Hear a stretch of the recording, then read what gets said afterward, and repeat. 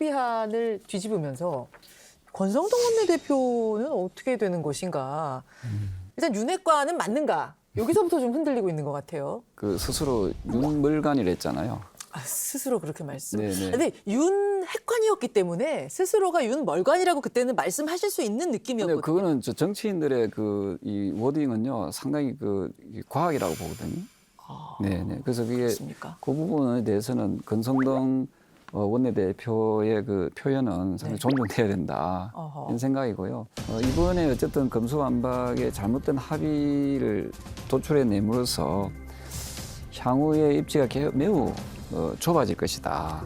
네, 좁아지고 우리 당내에서도 여러 가지 이런저런 그 거치 문제에 대해서 이야기가 나오거든요. 함께 간다 느낌인데 그건 겉으로 본 뒤에서는 모습이죠. 많은 이야기가 나와요. 우리가 겉과 속이 있잖아요. 그렇죠. 겉과 속이 네. 있죠. 그리고 사실은 이런 부분에 대해서 앞서 말씀드렸던 대로 예. 우리 그 국민의힘 국회의원 110명 모두가 저는 잘못했다.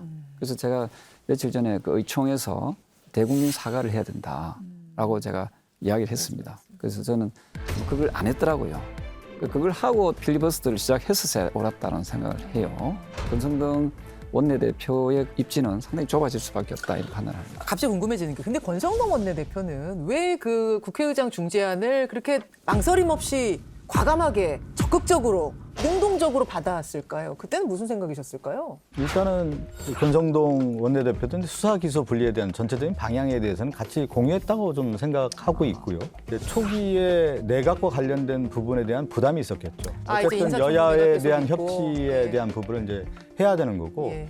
과거에 이제 역사적 사례를 보면은 1988년도에 총선 이후에 여소야대 정국이 처음에 등장하거든요. 그 당시 보면 민주정의당에 김윤환이라고 하는 원내 총무가 있었습니다. 그리고 이제 평민당에는 김원기 총무가 있었고, 그 다음에 이제 통일민주당에는 최영우, 신민주공화당에는 김용채라는 분이 있었는데, 이 당시 여소야대 정국에서 윤활유 브릿지 역할을 누가 하냐면 김윤환이라고 하는 시대에 걸출한 인물이 해가지고 실제 이제 한 1, 2년을 국정 운영이 원만하게 유지가 되는 거거든요. 그러면 저는 권성동 원내대표도 그런 생각을 저는 했다고 봅니다. 초기에 원내대표로서 이 여소야대 전국에서 윤석열 정부가 초기에 안착하기 위해서는 원내대표가 봤을 때 가장 치열한 쟁점에 있었고 방향이 맞다고 하면은 여기에 대한 어떤 협치에 대한 측면이 있다. 그래서 합의안을 도출했고 그것을 받아들이지 않았느냐.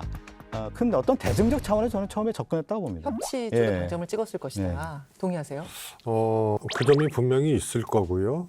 또 하나는 혼자 하지 않았을 거 아닙니까? 그렇죠. 혼자 몰래 요거 내가 합의해야지 있다가 확 합의한 게 아니거든요. 그렇죠. 그래서 당연히 저는 상의한 사람, 보고한 사람이 있다고 봐요. 당선인한테. 네, 당연하죠. 아니 그 부분에서 당선인한테 그러니까 윤핵관이 아닌 윤멀관 내지는 뭐 윤지인 정도여서 제대로 교감이 안 된 건 아니냐라는 얘기도 있어요. 윤멸관이면 네. 더 보고를 하죠. 그렇죠. 네. 만약에 전권을 위임받았다 예. 해도 보고를 하는데 아하. 거리가 좀 있다 하면은 큰일 나는 거 아니에요. 이게 권성동 원내대표가 그냥 어저께 정치 입문한 게 아니잖아요. 그럼요.